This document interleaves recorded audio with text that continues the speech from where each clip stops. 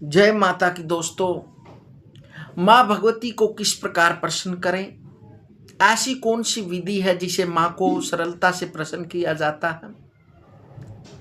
वैसे माँ तो जगत जननी है। यह सभी बच्चों पर कृपा करती है, जन जन पर कृपा करती है। और हमारे वेदों और पुराणों में ऐसे बहुत से मंत्र भी दिए हैं जिसे माँ भगवती को प्रसन्न कर सकते हैं, जिसका जप करके हम माँ भगवती की कृपा अपने जीवन में प्राप्त कर सकते हैं। और जिस भगत पर माँ भगवती प्रसन्न हो जाती है तो उसको एक माँ का स्नेह मिलता है। जो माँ भगवती जगदम्बा जगत जननी जिस भक्त पर कृपा कर देती है उसको इस संसार में कोई भी ऐसी वस्तु नहीं है जो वो प्राप्त नहीं कर सकता। उस पर माँ भगवती की असीम कृपा हो जाती है। वैसे तो वेद और शास्त्रों में पुराणों में ऐसे बहुत से मंत्र हैं जिसका हम जप करके पाठ करके माँ भगवती को प्रसन्न कर सकते हैं, लेकिन उनमें से एक सबसे बड़ा पाठ है वो दुर्गा सप्तशती का पाठ है। जो भक्त इस दुर्गा सप्तशती का पाठ श्रद्धा के साथ, शुद्धि के साथ मन, वाणी और शरीर को पवित्र करके इसका पाठ करता है, उस भक्त पर माँ की असीम अनुकंपा हो जाती है। उस भक्त पर माँ भगवती प्रसन्न हो जाती है और उसके जीवन में कोई ऐसी वस्तु नहीं होती जो वो प्राप्त नहीं कर सकता। और वैसे भी माँ भगवती तो हर जन जन पर कृपा करती है, क्योंकि माँ तो सबसे प्रेम करती है। लेकिन माँ को मनाने के लिए भावना, श्रद्धा और सरलता चाहिए। जो भक्त माँ को सब कुछ समर्पित कर कर उसी का हो जाता है, माँ भगवती उस पर प्रसन्न हो जाती है। और उन सभी मंत्रों में से दुर्गा सप्तशती का प्रत्येक मंत्र, प्रत्येक अक्षर माँ का ही स्वरूप है। जो भक्त श्रद्धा के साथ, नियम के अनुसार, विधि के अनुसार भक्तिमय बनकर माँ भगवती का इस दुर्गा सप्तशती का पाठ करता है तो उस पर असीम अनुकंपा होती है। तो दुर्गा सप्तशती तो एक सिद्ध ग्रंथ है। दुर्गा सप्तशती हिंदू धर्म का एक सर्वमान्य ग्रंथ है जिसमें माँ भगवती की कृपा के इतिहास के सुंदर वर्णन किया गया है और बड़े बड़े गूढ़ रहस्य व साधन भरे हुए हैं। कर्म, भक्ति और ज्ञान की त्रिविध मंदाकिनी बहने वाला यह ग्रंथ भक्तों के लिए वांछा कल्पतरु है। साकाम भक्त इसके सेवन से मनोअभिलाषित दुर्लभतम वस्तु सहज ही प्राप्त कर लेता है और निष्काम भक्त माँ भगवती को सपूर्वक समर्पित करके दुर्लभ ज्ञान के द्वारा मोक्ष को प्राप्त करता है। महाराजा सूरत ने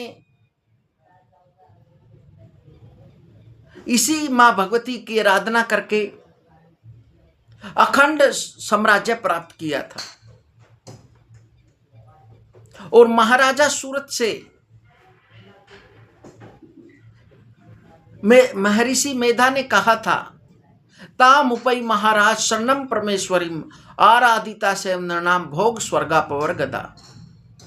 हे महाराज, आप उसी भगवती परमेश्वरी की शरण ग्रहण कीजिए जिसकी आराधना करने से मनुष्य भोग, स्वर्ग व अपुनरावर्ती मोक्ष प्रदान प्राप्त करता है।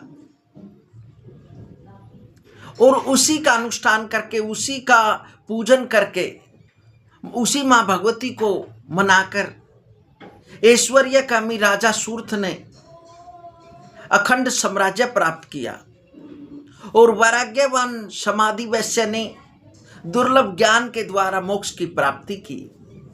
ये ऐसा परम सिद्ध ग्रंथ है। यदि इसका तो एक भी मंत्र का जप कर लिया जाए, पाठ कर लिया जाए तो जीवन में खुशियां ही प्राप्त होती है। उसके जीवन में तो माँ भगवती सदैव उसके पास ही विराजमान रहती है। ये ऐसा प्रसाद माँ भगवती का है, क्योंकि जब हम बहुजापात होमात काय क्लेशादि विस्त्रैहि न भावे न विनो देवो मंत्र यंत्र फल प्रदाह। चाहे हम कितना भी जप होम यज्ञ या शारीरिक प्रयास किया जाए, जब तक भाव की उत्पत्ति नहीं होगी तब तक यंत्र मंत्र भक्ति भाव पूजा फलीभूत नहीं हो सकती। इसलिए माँ भगवती को केवल यही बोलना है पाठ करते समय, हे माँ भगवती, केवल मैं तो आपको केवल सब कुछ निछावर कर कर आपकी शरण में हूं। जैसा आप चाहें वैसा आप मेरे को वरदान दे सकती है। बस इसी पुत्र का आपने माँ के सामने हाथ जोड़कर, जैसे एक छोटा सा बच्चा जब भूखा होता है तो वो माँ से मिलने के लिए लालायित रहता है, तब उसे माँ मिल जाती है तो उसकी सभी प्रकार की भूख प्यास मिट जाती है। तो उसी प्रकार यह तो एक माँ जगत जननी है, जो इसे माँ भगवती को एक पुत्र की तरह स्नेह करता है तो माँ उस पर जरूर कृपा करती है। तो दुर्गा सप्तशती का पाठ जो भक्त विधि से करता है,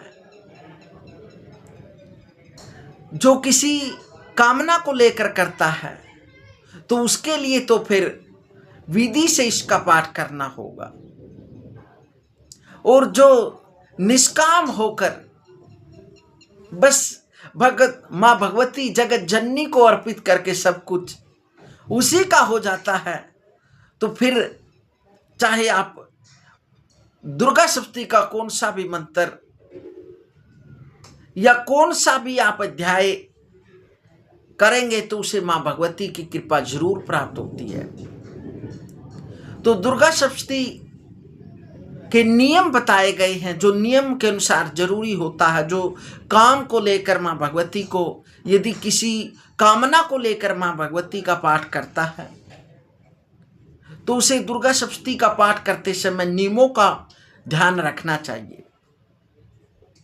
सबसे पहले तो श्रद्धा भक्ति होनी चाहिए।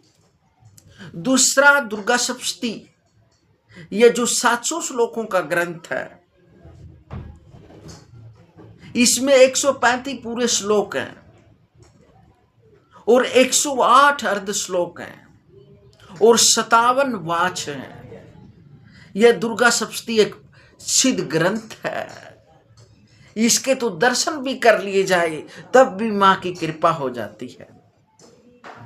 तो इसके लिए सबसे पहले तो किसी पाटे या किसी शुद्ध वस्त्र पर दुर्गा सप्तशती के सिद्ध ग्रंथ को स्थापित करना चाहिए और फिर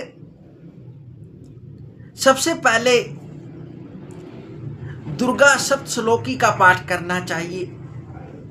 फिर दुर्गा अष्टोत्तर शतनाम का पाठ करना चाहिए।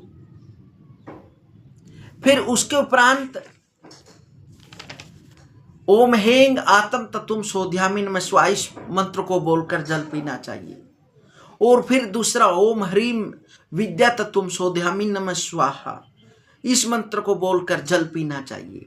ओम क्लीम शिव तत्वम सोध्यामि नमः स्वाहा ये मंत्र बोलकर जल पीना चाहिए।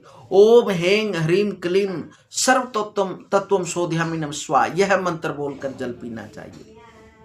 फिर गुरु जी का ध्यान करके, ज्योति प्रज्वलित करके और माँ की सौम्य सी प्रतिमा स्थापित करके उसका पूजन करके संकल्प लेकर पाठ को करना चाहिए। फिर दुर्गा सप्तशती की पंचोपचार पूजा करनी चाहिए नमो ओम नमो देव्यै महादेव्यै शिवायै सततम नमः। नमः प्रकृत्यै भद्रायै नियतै प्रणता स्मतां मैं। ध्यात्वा देवीं पंचपूजं कृत्वा युन्य प्रणाम्य च आधारम स्थाप्य मूलेन स्थाप्य तत्र पुस्तकम। इस मंत्र के द्वारा दुर्गा सप्तशती का पूजन करना चाहिए। फिर मूल नवाण मंत्र पीठ आदि में आधार शक्ति स्थापना करके उसके ऊपर पुस्तक को विराजमान करे। इसके बाद सापोद्वार करना चाहिए। इसके अनेक प्रकार है सापोद्वार। सापोद्वार जो होता है वो आपने इस मंत्र का उच्चारण करना चाहिए 7 बार। ओम ह्रीं क्लीं श्रीं क्रां क्रीं चंडिका देवी सापा नासग्रुम कुरु कुरु स्वाहा। ओम ह्रीं क्लीं श्रीं क्रां क्रीं सापा नासुग्र चंडिका देवी साप नासग्रम कुरु कुरु स्वाहा। इस मंत्र का आप 7 बार पाठ करना चाहिए। यदि आप दुर्गा सप्तशती जब अध्याय शुरू करने से पहले इस मंत्र का 7 बार आपने जप करना है। इसे सापोद्वार होता है, सापोद्धार होता है। क्योंकि दुर्गा सप्तशती के अंदर जो 3 चरित्र दिए हुए हैं, प्रथम चरित्र, मध्यम चरित्र और उत्तम चरित्र, इनका पाठ उसके बाद करना चाहिए। सबसे पहले तो इसके अनंतर कीलक मंत्र का जप किया जाता है। कीलक वह इस प्रकार से जप करना चाहिए, उसका 21 बार पाठ करना है कीलक मंत्र का। ओम श्रीं क्लीं ह्रीं सप्तशती चंडिके उत्कीलम कुरु कुरु स्वाहा। ओम श्रीं क्लीं ह्रीं सप्तशती चंडिके उत्कीलम कुरु कुरु स्वाहा। इस मंत्र का जप करना चाहिए। फिर 7 बार मृत संजीवनी मंत्र का जप करना चाहिए। ओम ह्रीं ह्रीं हेम वम वम हेम हेम मृत संजीवनी विद्ये मृत उत्पात्योपात्य क्रीं ह्रीं वम स्वाहा। ओम ह्रीं ह्रीं वम वम हेम हेम मृत संजीवनी विद्ये मृतम उत्थाप्योत्थाप्य क्रीं ह्रीं ह्रीं वम स्वाहा। इस मंत्र का 7 बार जप करना चाहिए। और उसके बाद शाप मोचन मंत्र ओम श्रीं श्रीं क्लीं हूम होम हेंग अक्षोभ्य मोय उत्कीले उत्कीले उत्कीले ठम ठम स्वाहा। इस मंत्र का भी जप कर सकते हैं। या फिर आप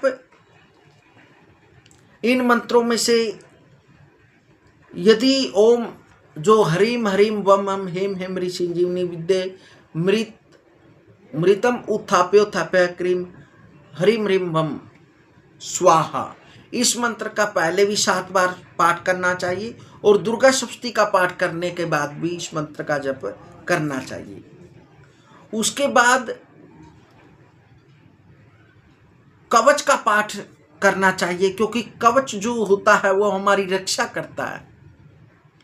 और जो हम दुर्गा कवच जिस समय करें उस समय एक विशेष बात ध्यान रखें, जो भी आप जो दिव्य कवच में आता है उसी की ओर हमारा ध्यान मन होना चाहिए, तभी माँ संपूर्ण शरीर की रक्षा करती है। जैसे कि प्रथमम शैलपुत्री च द्वितीयम ब्रह्मचारिणी तृतीयम चंद्र घंटेति कुष्मांडेति चतुर्थकम पंचमम स्कंद मातेति षष्ठमम कात्यायनीति च सप्तमम कालरात्रीति महागौरी च अष्टमम नवमम सिद्धिदात्री च दुर्गा प्रकृतिता। बिल्कुल स्पष्ट उच्चारण करना चाहिए। और जो भी कवच में जिस भी अंग का नाम आए उसी अंग की ओर हमारा मन ध्यान होना चाहिए। कई बार बोल देते हैं कि दुर्गा सप्तशती हमने बहुत बार की है लेकिन उसका फल हमें प्राप्त नहीं होता। क्यों नहीं होता? क्योंकि आप उसमें ध्यान नहीं देते। आप पाठ जरूर करते हैं लेकिन आपकी जो अंतरात्मा होती है, जो मन होता है, वो वही नहीं होता। इसलिए जब भी आप कवच का पाठ करें तो जब पाठ करें आप तो हमारे शरीर के अंगों की तरफ उनका ध्यान होना चाहिए। जब जो भी कवच में नाम आए उसी अंग का हमें ध्यान करना है, तब देखना माँ किस प्रकार कृपा करती है। उसके बाद कवच करने के उपरांत आपने फिर वो करना है अर्गला स्तोत्र। अर्गला स्तोत्रम का पाठ करना है। अर्गला स्तोत्र के बाद आपने कीलक पाठ करना है, फिर वेदोक्त रात्रि सूक्तम का पाठ करना है, तंत्रोक्त रात्रि सूक्तम का पाठ करना है।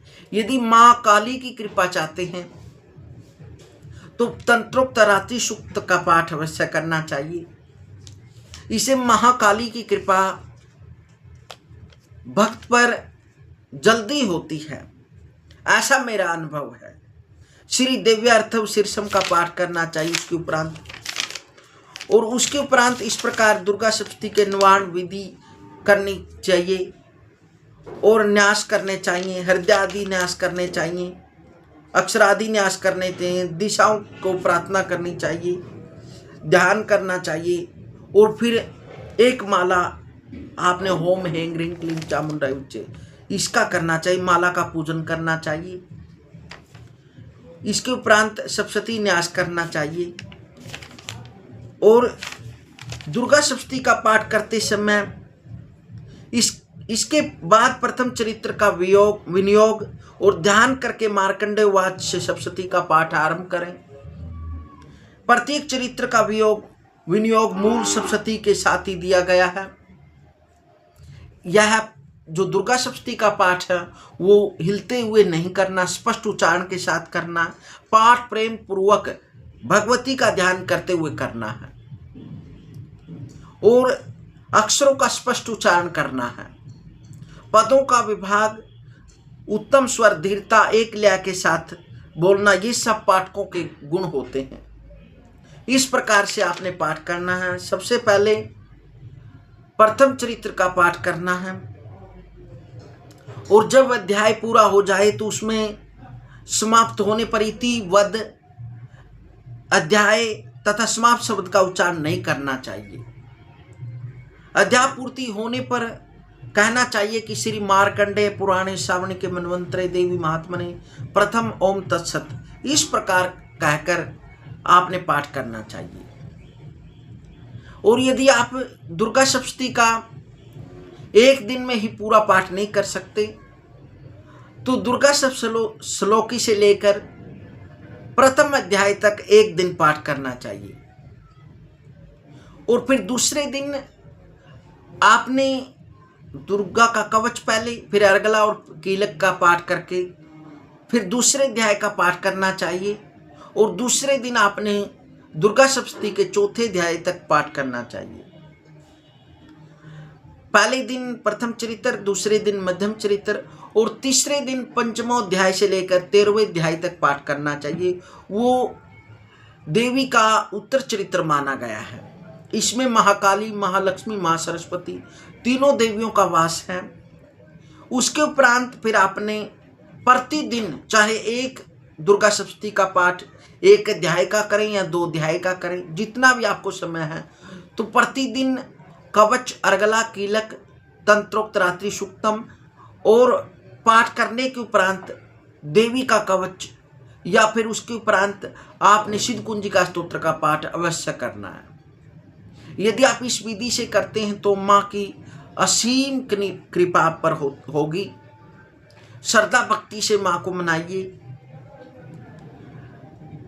विशेष शुद्धि का ध्यान रखें और श्रद्धा भक्ति के साथ पाठ करें। आगे वाली वीडियो में आपको बताएंगे कि माँ किस प्रकार से अनुभव दिखाई देते हैं, माँ किस प्रकार कृपा करती हैं। मैं अपने निजी अनुभव भी शेयर करूंगा आपके सामने। तो माँ की कृपा सभी भक्तों पर हो। आशा करते हैं जगत जननी माँ भगवती आप सभी का व आपका व आपके समस्त परिवार का कल्याण करे। माँ भगवती की कृपा आप सब पर बनी रहे और माँ भगवती आपके सभी कार्य सिद्ध करती रहें,